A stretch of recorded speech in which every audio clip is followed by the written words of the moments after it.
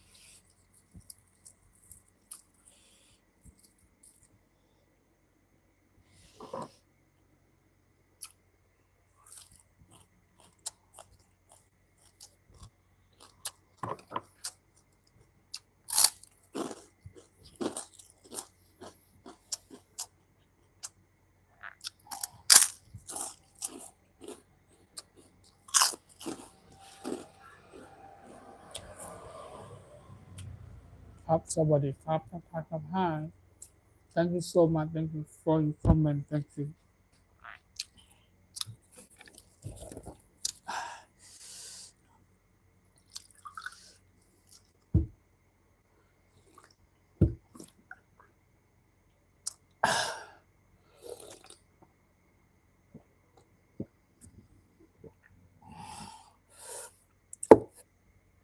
ครับทักทายครับสวัสดีครับสวัสดีพ่อแม่พี่น้อง FC ทุกท่านทุกคนนะครับสวัสดีครับโอเค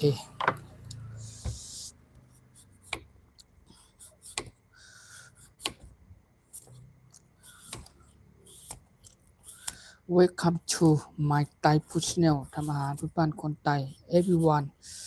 thank you so much thank you welcome to everyone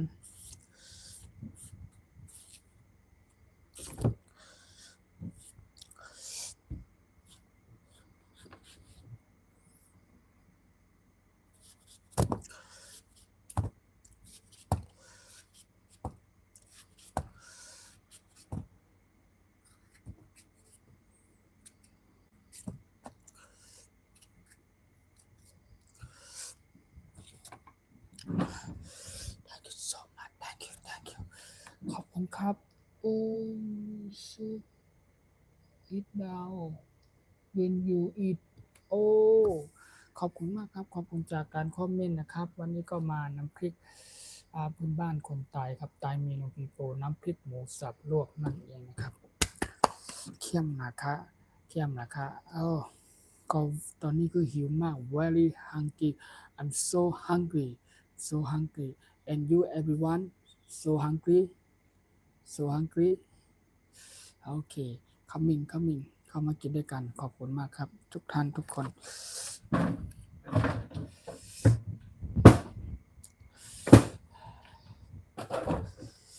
มาครับอร่อยมากๆอร่อยมากๆขอบคุณครับอร่อยมากๆครับอร่อยมากๆ thank you so much thank you โอ้น้ำพริก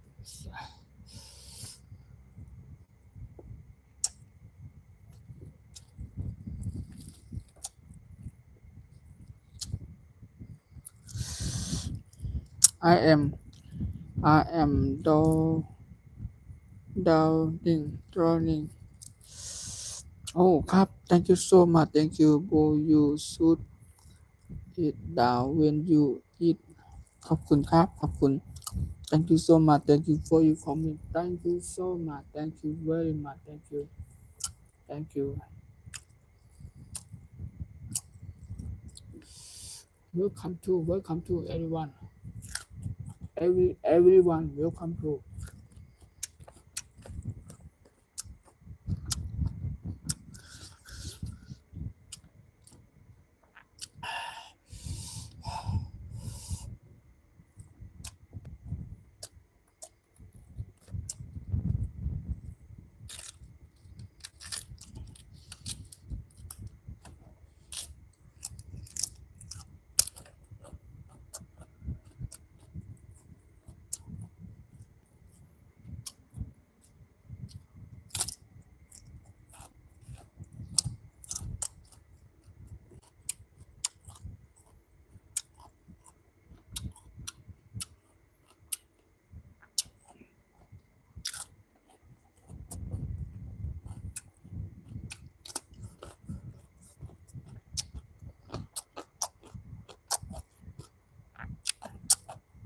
thank you so much thank you for your comment thank you ขอบคุณครับขอบคุณครับ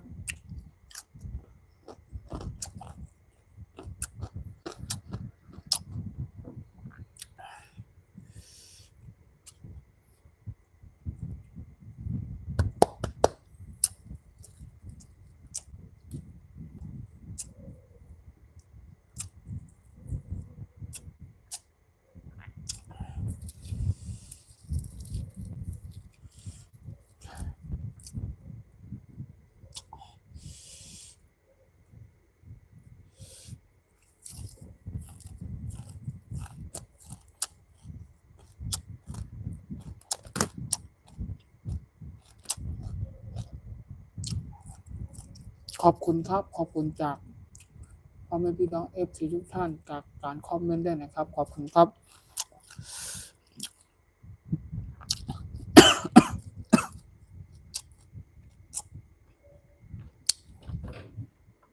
สมเกียรติขอบคุณครับขอบคุณหลายๆ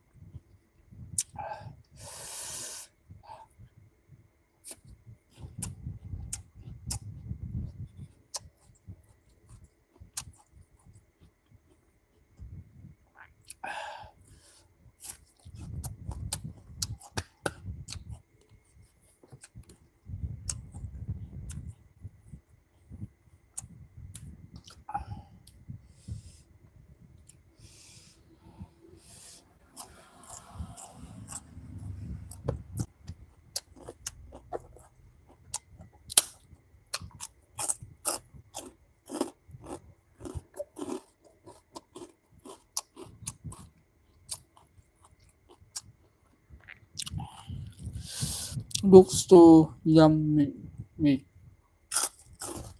thank you so much thank you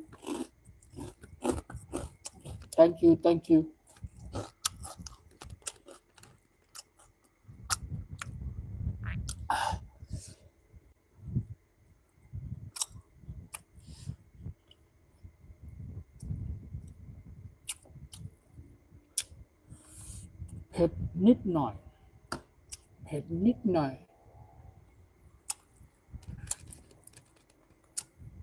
อร่อย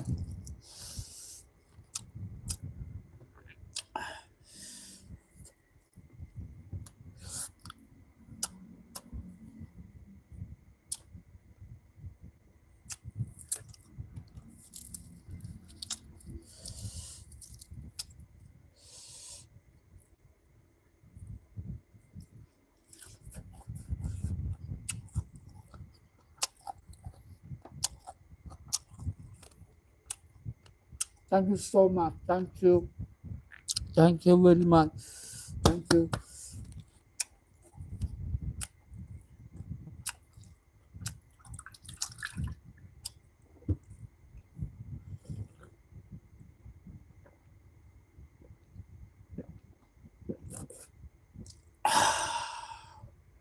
Very good.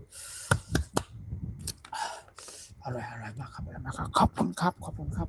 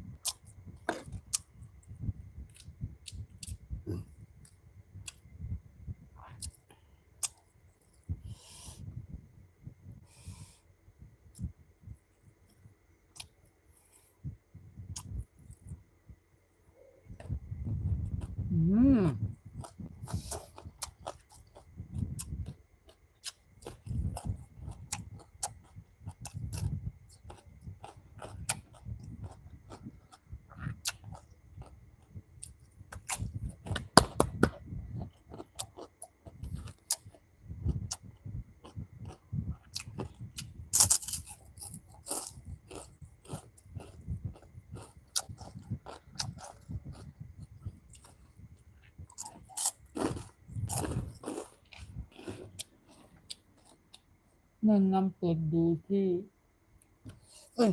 รอสักครู่แป๊บนึง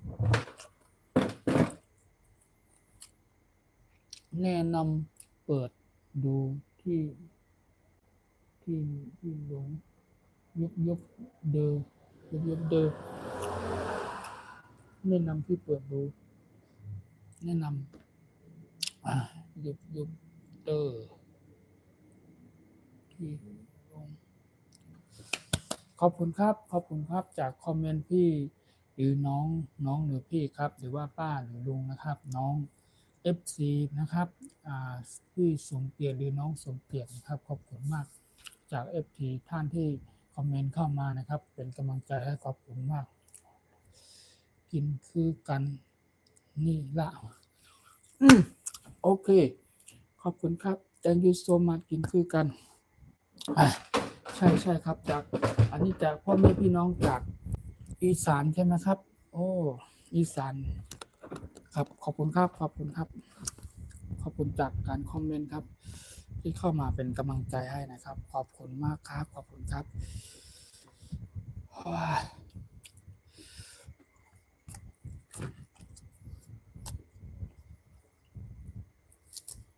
กินผักมีประโยชน์ครับ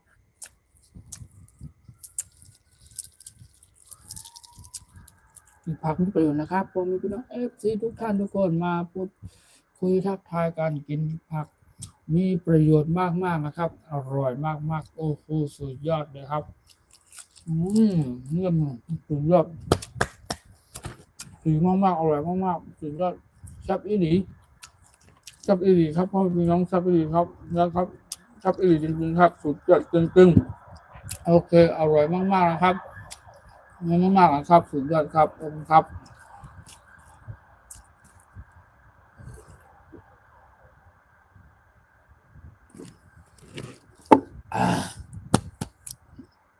ขอบคุณครับขอบคุณจากการคอมเมนต์ขอบคุณที่เข้ามาติดตามและรับชมนะครับขอบคุณครับผมขอบคุณจากพ่อแม่พี่น้อง FC ทาง39ท่าน40ท่าน thank you so much thank you everyone thank you โอเค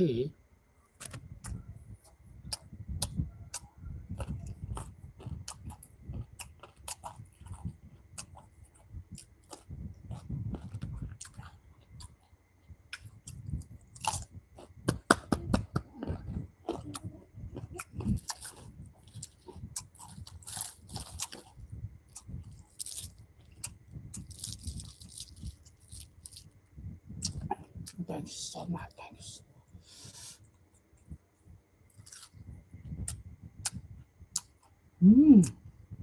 สุดยอด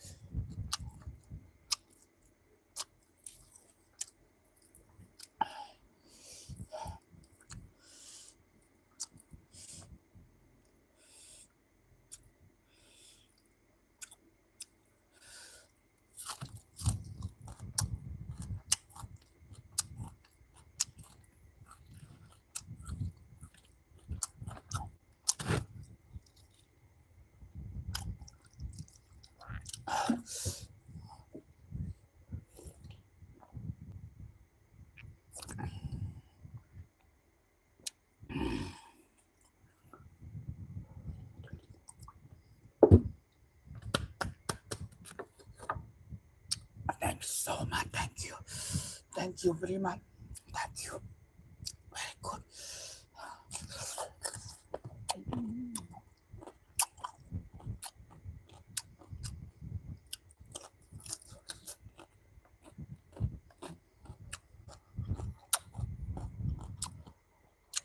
ครับสวัสดีครับทักทายครับ Hi welcome to my Thai channel thank you so much thank you for your comment ขอบคุณจากการคอมเมนต์นะครับเป็นกำลังใจให้ครับอร่อยมากๆสุดยอดว้า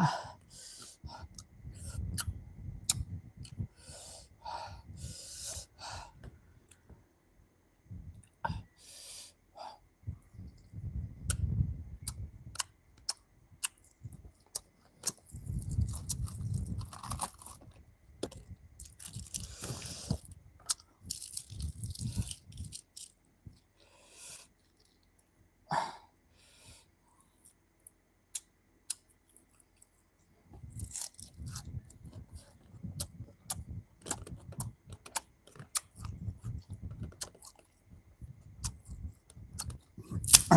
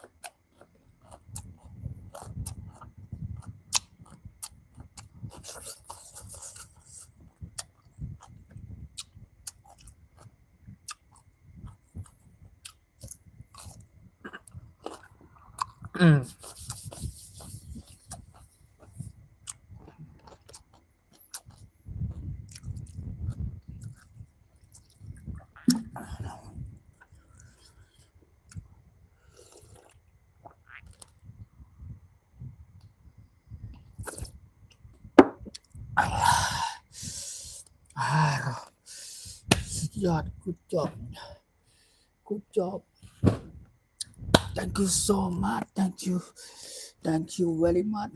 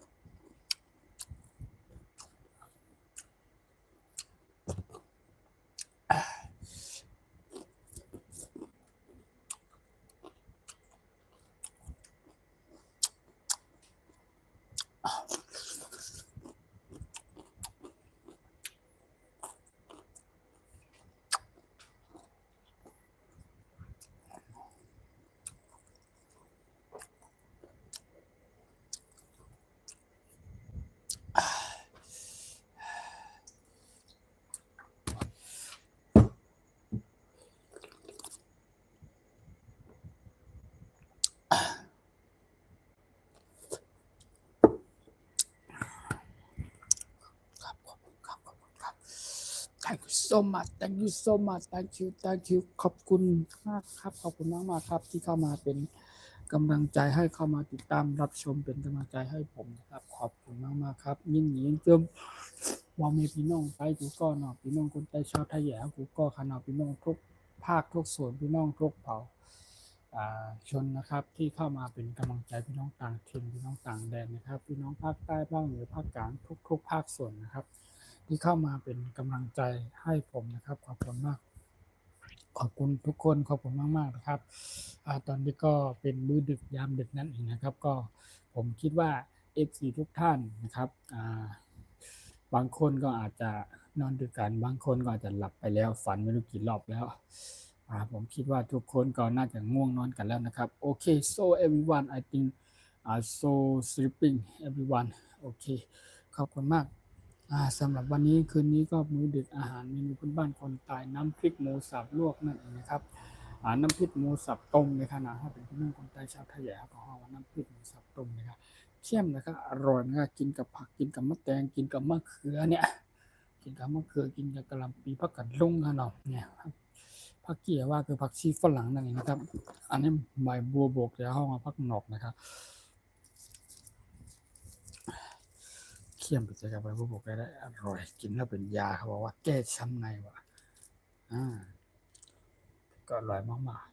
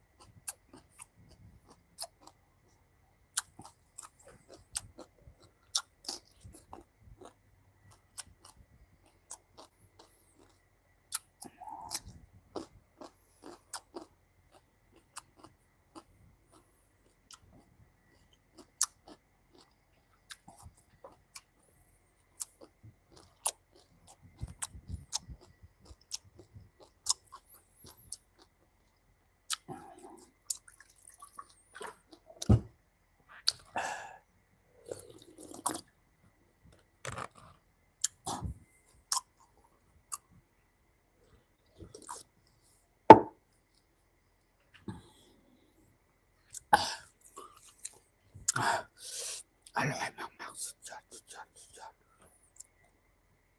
ขอบคุณครับขอบคุณพ่อแม่พี่น้อง FC ทุกท่านทุกคนขอบคุณครับขอบคุณโอเคอร่อยมาก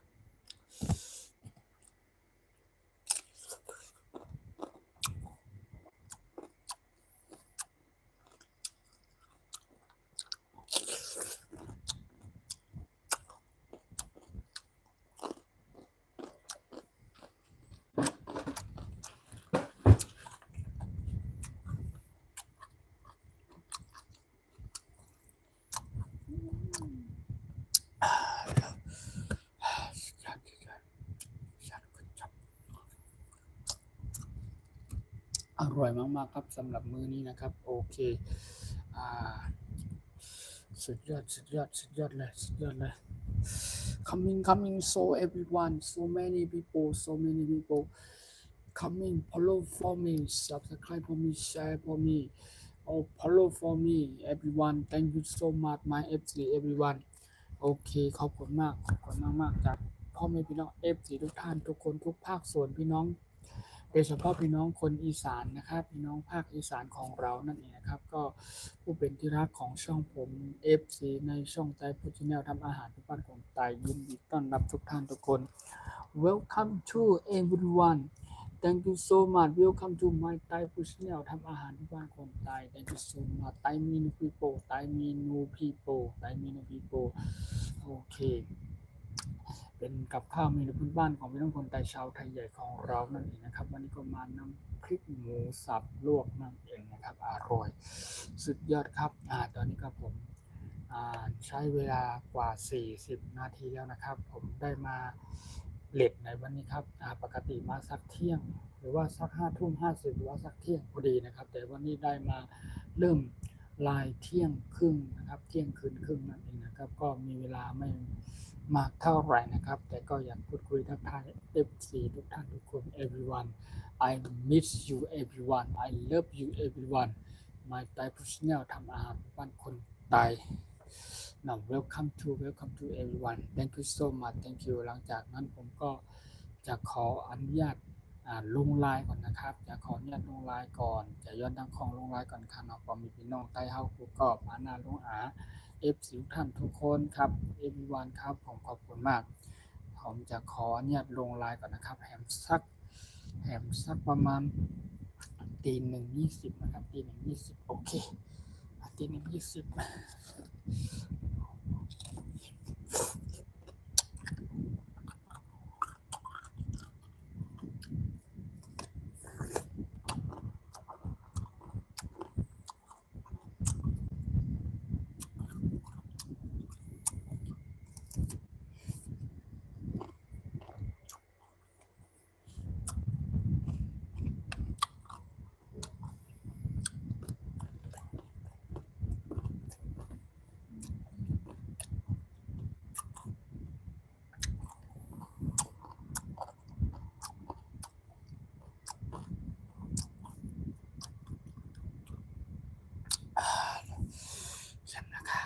โอเค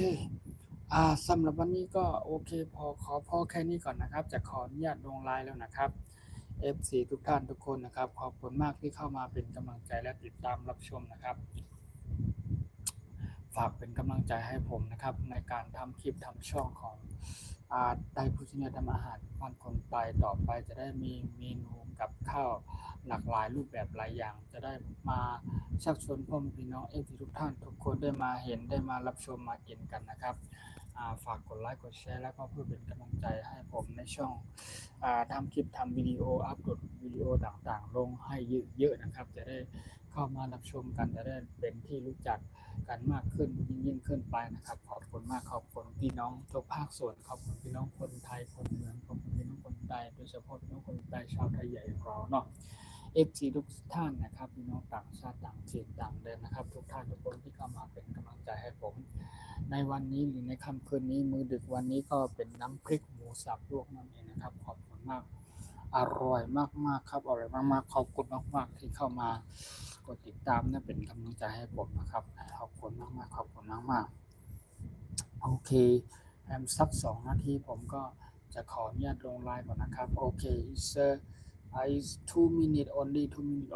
จะลงไลน์แล้วนะครับจะขอเนี่ยลงไลน์นะครับขอบคุณมากขอบคุณทุกท่านทุกคนที่เข้ามาเป็นกำลังใจให้ขอบคุณครับขอบคุณมากๆครับขอบคุณครับ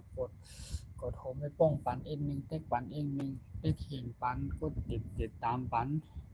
ในขณะติดตามปันเต็กหินปันในพี่น้องFCทุกท่านทุกคนพี่น้องคนใต้ชาวไทยใหญ่ครับก็และพี่น้องคนไทยคนเมืองผู้เป็นที่รักของช่องแต่ผู้ชินาทำอาหารบ้านคนไทยของเรานั่นเองนะครับขอบคุณมาก Welcome to everyone so many people coming follow for me subscribe for me share for me everyone thank you so much thank youขอบคุณมากI come to see you maybe tomorrow again my FC everyone โอเค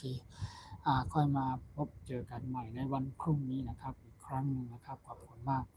ขอบคุณทุกท่านทุกคนขอบคุณ FC พี่น้องทุกภาคส่วนทุกภาคใต้ภาคเหนือภาคกลางทุกคนนะครับที่มาเป็นกำลังใจให้ผมในช่องได้ผู้ชินทำอาหารบ้านคนไทยของ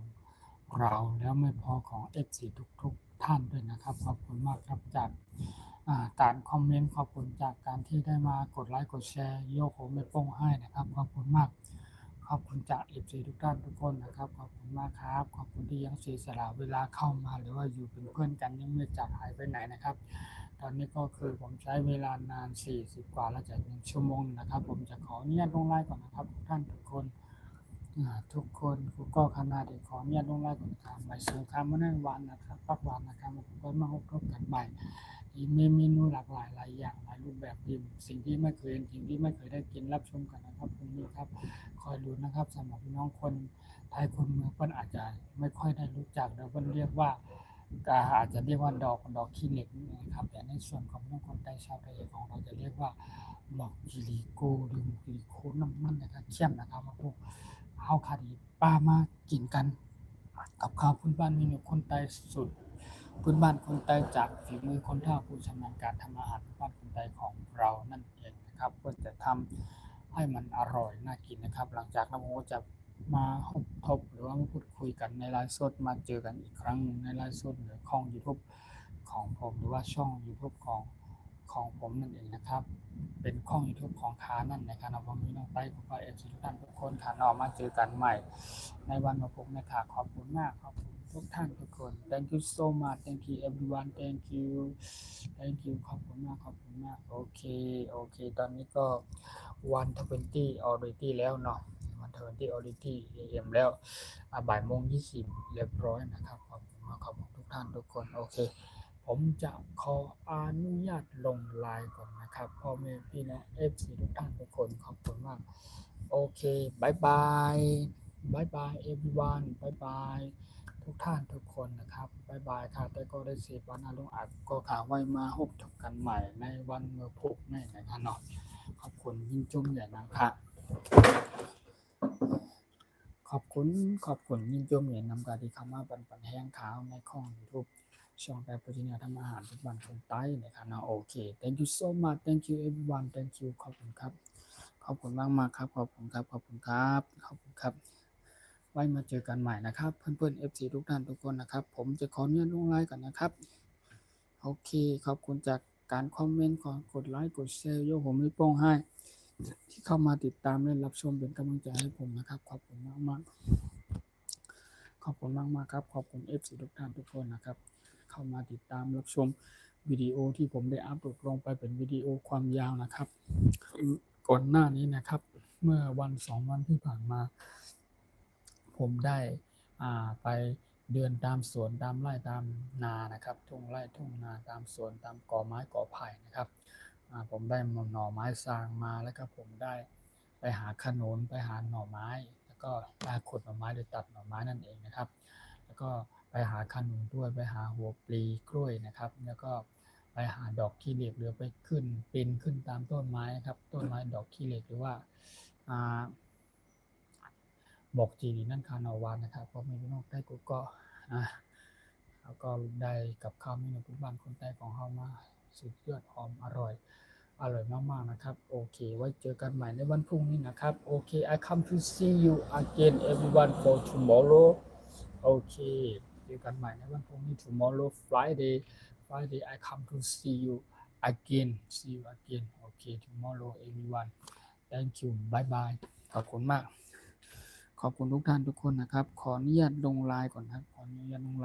โอเคบายบาย everyone บายบาย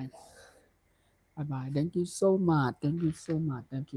for your comment thank you for your like thank you for your follow for me thank you so much บายบาย everyone บายบายหมายสุงครับกุ๊กค่ะสวัสดีครับสวัสดีแก่ FC ทุกท่านทุกคนบายบายครับทุกท่านทุกคนครับหมายสุงค่ะ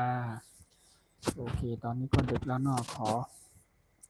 อนุญาตลงไลน์ก่อนนะครับย้อนทางของลงไลน์ก่อนค่ะเพราะมีพี่น้องกูก็ค่ะที่เข้ามาอันนี้เป็นแห้งข้าวหมายสูงกูก็ข้าวหมายสูงข้าหน้าหมายสูงขอเนี่ยลงไลน์ก่อนข้าหน้าพี่น้อง